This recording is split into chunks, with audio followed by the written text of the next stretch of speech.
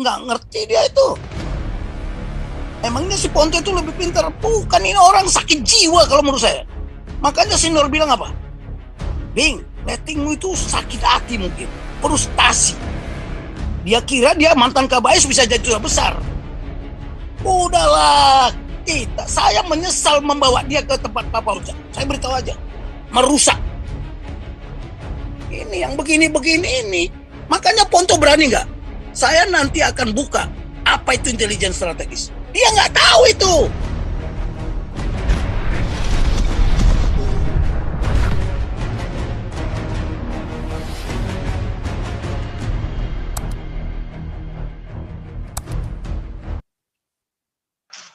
Saya tadi ya Pak Toti, penutup Oke, ya Pak jadi, Toti ya, silakan. Jadi begini ya, kita kan pernah mendengar filosofi kan, tidak satu jalan ke Roma. Bisa berbagai cara, makanya saya kan nggak tahu ya. Jadi begini, kalau kami, ini dari sudut pandang militer ya, karena kita berbeda-beda latar belakang kita. Ya, kalau Pak Paul dari kacamata kepastoran, ya caranya begitu. Tapi kalau dari militer beda lagi. Ya, jadi begini aja lah ya. Saya kebetulan tinggal di BSD. Tapi semua gereja-gereja di sini itu bahkan sekolah-sekolah Katolik, boleh lihatlah, datang silakan kalau nggak percaya. Jadi saya tuh tidak diam, walaupun saya sudah purnawira, itu semua dijaga sama anak buah saya. Ya. Ini cara, jadi cara itu macam-macam gitu loh ya. Cara itu macam-macam. Contoh, jadi begini. Nah, yang kita sering lupa bahwa kita tadi saya dengar ada self defense. Bagaimana bela diri kan gitu. Bagaimana kita mempertahankan. Pertanyaannya, mengerti nggak ada prinsip-prinsip kita menyelenggarakan suatu pertahanan atau self defense? Ya. Contoh dulu, saya ada sekolah Katolik di sini, ya. Dia mau membangun nggak bisa. Ya, nggak bisa membangun karena memang di daerah sini sangat anti sekali lah sama yang berbau gereja Katolik, kayak gereja Kristen juga semua. Tapi saya merasa kehadiran saya di Serpong ini, di BSD ini, saya hampir 40 tahun di sini, jadi saya tahu semua situasi begini. Jadi kalau kita mau bangun rumah ibadah, mau apapun itu, kegiatan-kegiatan itu, kita harus membaca situasi dulu. Nah, saya punya doktrin yang namanya doktrin teritorial. Ya, doktrin teritori itu namanya lambung rujak. Bagaimana menyelami situasi di situ. Kemudian bagaimana menghubungi.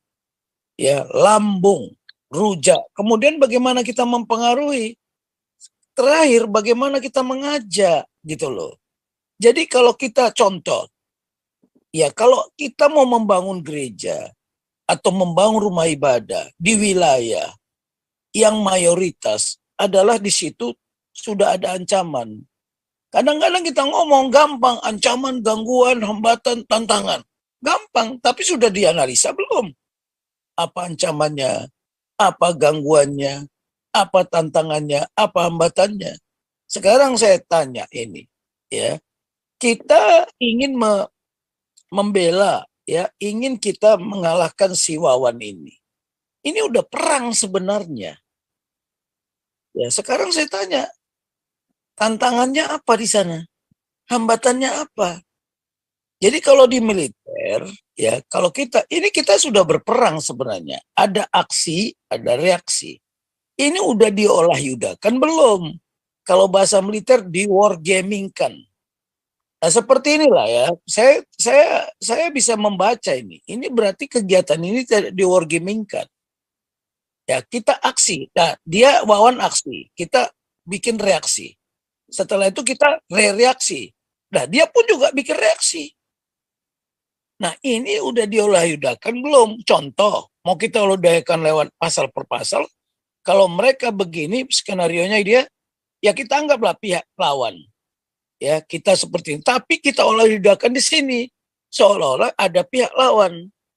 Nah ini kan nggak diolah-yudakan, tiba-tiba kita main aja. Jadi segala sesuatu itu harus dipikirkan melalui konsep dulu. Nah sekarang kan kita tidak tahu kenapa rumah ibadah itu atau kita acara kegiatan ibadah itu, apa itu di gereja atau apa di rumah atau di mana. Jadi begini ya, saya seperti sekolah di sini dulu, nggak bisa kan? Tahu nggak? Saya itu sampai mengirimkan intelijen dulu. Jadi saya harus menyelami dulu apa permasalahan di situ. Nah ternyata ada tokoh-tokoh yang tidak ingin ada seperti itu. Ada pembangunan sekolah di situ karena di sebelahnya ada sekolah Islam persis bersebelahan. Nah, bagaimana kita menyelami kedua itu? Makanya gunakanlah militer. Ya, semua gereja, tanya itu Kris Katedral yang di Gading Serpong, itu lengkap, itu tentara yang jaga. Setiap ibadah tentara yang jaga di situ. Pakai baju dinas, saya beritahu. Ya, sekolah Saint John itu coba cek, satpamnya iya. Tapi koordinator satpamnya anak buah saya. Tanya itu, masih aktif nggak? Masih. Sersan Silalahi, sekarang dia masuk Capa, masuk lagi si Purba. Semua. Jadi kita itu jangan berdiri sendiri gitu loh. Saya gereja-gereja di sini, semua gereja yang ada di sini saya datangi. Saya ikut bergereja di situ. Saya kenali pendetanya, Pak Pendeta, ada apa-apa tolong. Tapi sebelumnya begini, saya awasi. Kenapa? Ya saya bagian dari anak Tuhan. Boleh kita ngomong lah sekarang sama pendeta-pendeta. Begitu Kris Katedral dulu kemarin kebakaran, pagi-pagi sudah langsung di sana saya. Ada apa ini, Pak Sam? Oh kebakaran, bukan bom ya. Dulu pernah terjadi kan mau dibom itu Kris Katedral. Tapi nggak jadi, kenapa? Nah itu harus kita siapkan namanya pertahanan. Pertahanan itu harus disusun secara mendalam. Lah pertanyaannya, pernah nggak mereka menyelami sebelum mereka beribadah atau dulu membangun rumah ibadah, datang ke RT, ngomong baik-baik? Saya kira enggak. Di sini juga gitu, jawarannya lebih luar biasa, Pak Paul. Tetapi, gimana saya mendekati itu? Para jawara itu sekarang jadi satpam di situ. Bekerja di situ. Itu namanya, itu ya. Saya kemarin ngomong, saya kan baru kumpul sama para purnawirawan kemarin, sama yang aktif. Dek, kamu dinas di mana? Di Puster Angkatan Darat. Iya. Kamu masih tahu nggak doktrin teritorial? Apa itu bang? Lambung rujak. Oh, dia sendiri kaget. Tahu nggak? Teritorial itu ajaran siapa? Siliwangi. Bagaimana? Ya, ada berapa ur itu? Ya, Sadulur, Sabatur, Sadapur, Sasumur. Itu. Jadi kalau para pendeta ini hanya, saya jujur aja ya, kalau kalian saklek dengan doktrin kepastoran apa segala macam, ya begitu ya, siap dianiaya. Siap dianiaya. Loh Tuhan Yesus ngomong kok, Anda jangan heran nanti dianiaya atas namaku. Tetapi bagaimana kita berbuat di sana supaya tidak dianiaya? Saya kira boleh-boleh saja dong. Kita seperti kata Pak Galaksi tadi punya akal dan pemikiran. Jadi tolonglah kita jangan langsung tiba-tiba. Makanya ada cara. Bisa kalau kita punya masalah begini, ya di dalam strategi ada, boleh kita diam. Nah, boleh kita menghindar. Tapi satu lagi smart. Bagaimana kita menggunakan pengetahuan kita? Saya kira pendeta-pendeta di sana nggak ngerti itu. Ya namanya kita hidup sekarang ini, kita perang. Perang di segala aspek kehidupan. Ideologi, politik, budaya. Itu. Tapi itu yang saya katakan, punya nggak ilmu seperti itu? Saya nggak tahu ya, di Bible ada nggak? Saya kadang-kadang begini, saya lagi mencari-cari. Jangan-jangan sudah ada di Bible, cuman kita tidak tahu mengambil esensinya. Jadi seperti sekarang, Kalau saya ke sekolah Saint John itu jawara-jawara yang jadi petugas-petugas satpam di situ. Waduh, Pak Tobing datang ya. Anak saya aja dijaga sampai sekarang. Semua satpam tahu anak saya. Semua. Oh, Bapak jemput Tasya ya. Jemput Natalia. Tahu dia. Jadi bagaimana saya menyelami itu? Jadi satpam itu saya dekati. Dek, ini. Tadinya saya pernah ditegur sama satpam. Saya ditegur. Saya pakai mobil ditegur saya. Padahal saya mau jemput. Padahal saya dikasih hak untuk parkir di apa itu. Lah karena dia nggak tahu, saya diam aja. Besok paginya saya telepon Sersan Silalai, Budi, kau ajarin satpam itu, tolong supaya dia tahu bahwa dia itu bekerja di situ juga karena saya menunjuk Anda. Ya. Jadi begitulah kita. Akhirnya setelah dia tahu, wah, setiap istri saya diam-diam aja. Terus dia bilang, oh sekarang udah tahu dia apa mereka. Loh, karena satpamnya juga ganti-ganti kan. Jadi kita harus pinjam tangan orang lain. Itulah strategi. Strategi itu ada dua. Bisa langsung atau tidak langsung. Nah kalau strategi langsung, ya makanya ada hal-hal. Jadi kita frontal. Jadi face to face namanya. Kalau bisa tidak face to face, lebih bagus. Ya, ini yang tidak dipahami. Anggaplah di situ sabatur, ya sadulur, sadapur, sasumur. Itu. Karena kita sekarang sudah buka front pertempuran, dan dia nggak akan mau kalah.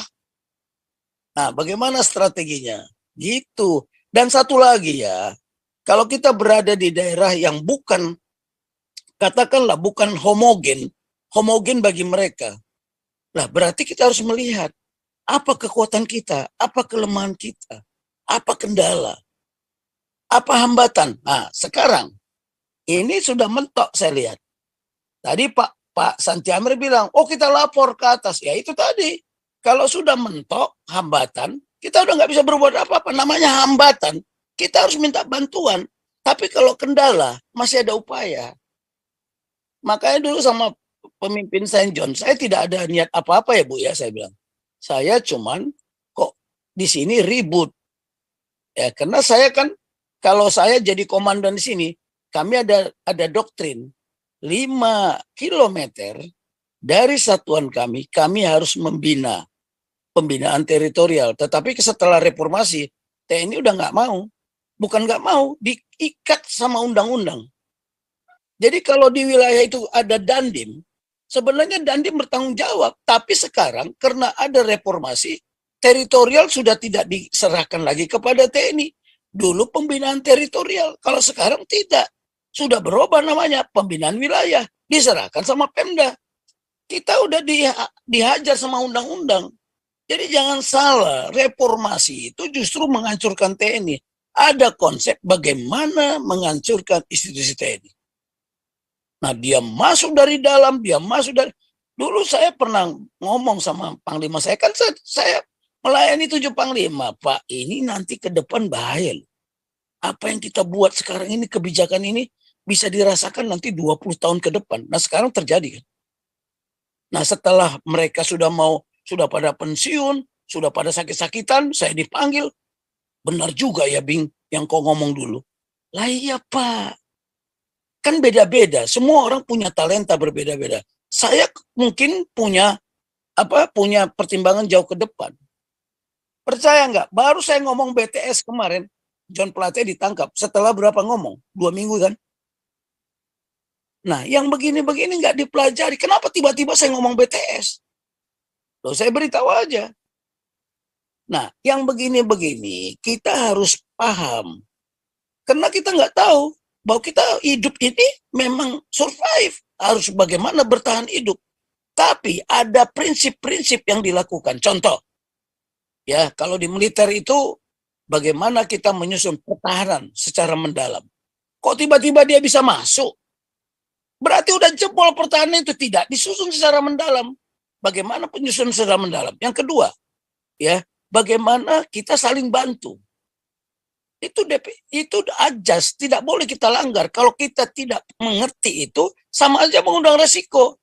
Saling bantu, koordinasi. Ya, ada lagi banyak. Itu harus kita pedomani sebagai kompas. Sudahkah kita menyusun pertahanan kita secara mendalam? Dulu waktu HKBP, waktu musim teror-teror, saya diundang ya sampai ke Peraja. Itu berapa pereses di HKBP Pak Sirait yang udah meninggal. Pak Tobing, bagaimana menghadapi teroris? Bingung kan? Di Jakarta ini loh. Oke, siap nggak Bapak? Saya memberikan konsepnya. Bagaimana anti dan counter? Kalau anti, kita boleh anti terhadap teroris. Contoh, bisa nggak Bapak sebagai pereses menyampaikan, ibu-ibu tidak boleh bawa tas ke gereja? Oh, kenapa? Ya, karena kadang-kadang di tas itu dimasuk bom. Bapak nggak tahu. Jadi kalau ada yang membawa tas, langsung dicurigai. Yang begini-begini nggak ada. Siapa yang ngajarin? Saya beritahu ya, saya kalau ngomong dibilang orang saya sombong. Saya sekolah. Dan saya sekolah, titik koma saya pelajari. Titik koma saya pelajari. Maka saya bukan sombong, saya bilang. Saya bukan tidak diundang ke BPIP. Boleh nanti saya telepon Pak Sobri. Pak Tobing main dong ke kantor saya, bantu saya. Saya nggak mau, kenapa? Why? Karena saya nggak mau jadi kopral di situ. Dan banyak adik-adik di situ. Wisnu lah sekarang, tokoh Indo. Junior saya kok. Kalau saya telepon, apa bang begini. Terus.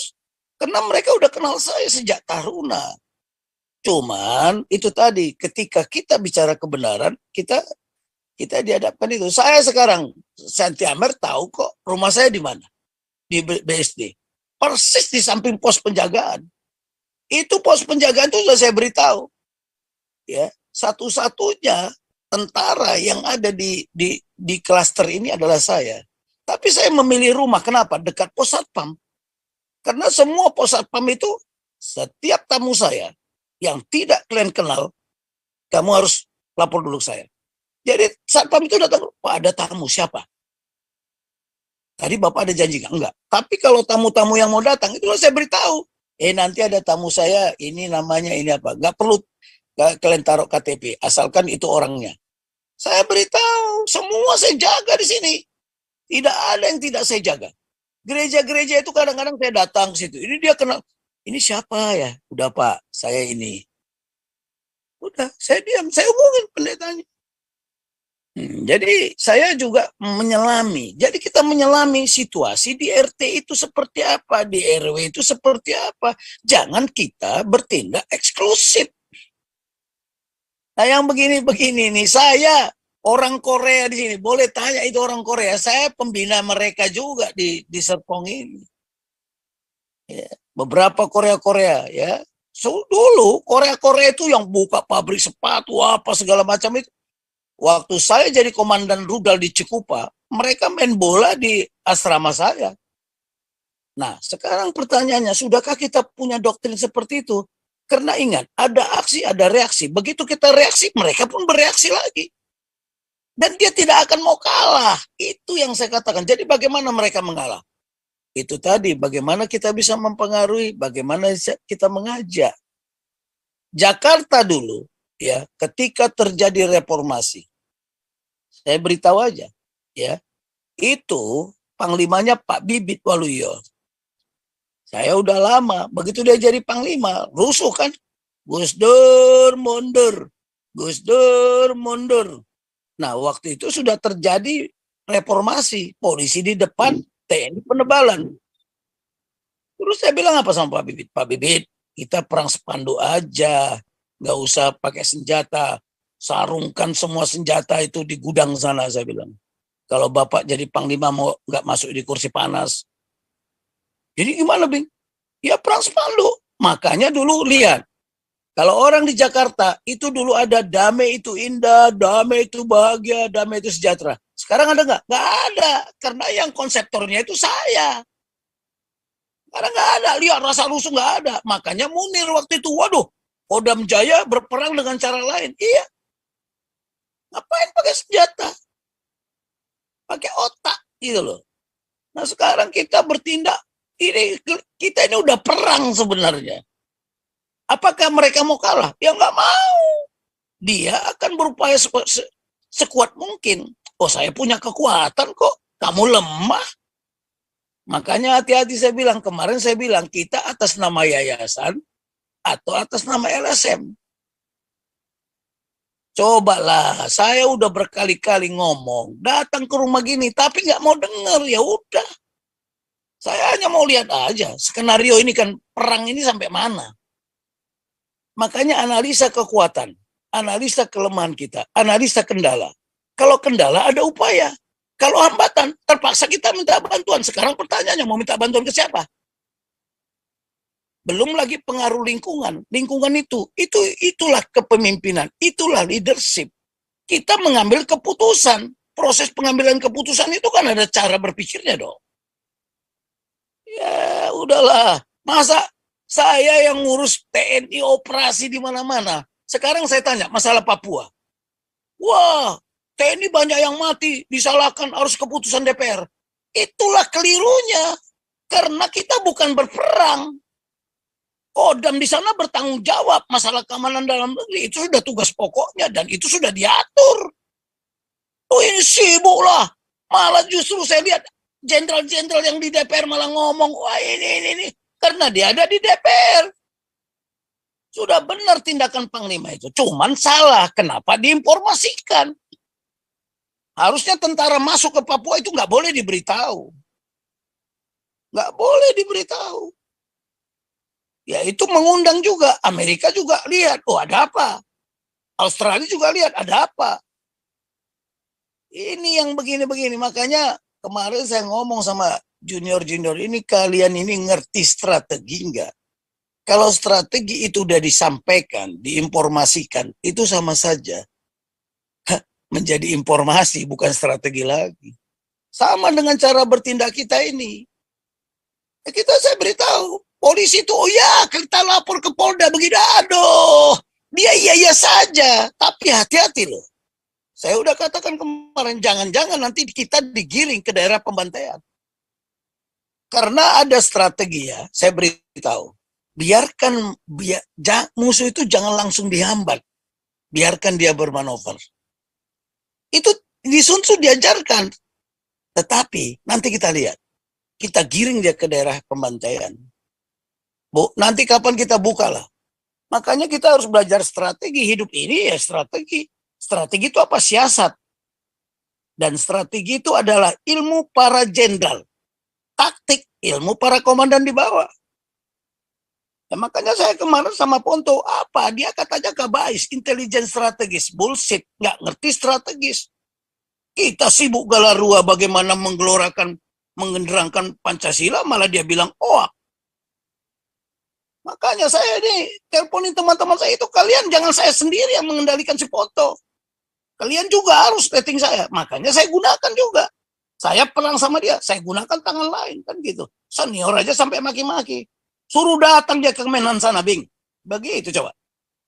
Suruh datang di sini biar dijelaskan sini. Berani nggak ngomong, jangan keluar-keluar di TV, di mana. Wah, komcat. Nggak ngerti dia itu.